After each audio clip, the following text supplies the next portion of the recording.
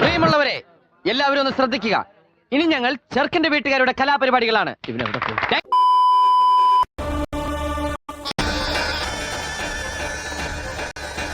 ആവശ്യമില്ലാത്ത ചോദ്യങ്ങൾ ചോദിക്കരുത്. അറിയാൻ മേലാത്തോണ്ട് ചോദിക്കുക. താൻ ആരുവാ? നാരായണ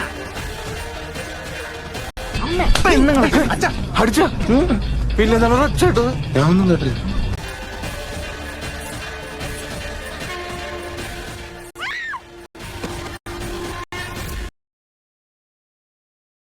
ആരാണെന്നറിയില്ല, ചങ്ങലക്കിട്ടിരിക്കുക. ഭ്രാന്താണെന്നാ തോന്നുന്നു. എന്റെ ഇല്ലാത്ത ബുദ്ധിയിൽ ഒരു ഐഡിയ തോന്നുന്നുണ്ട്.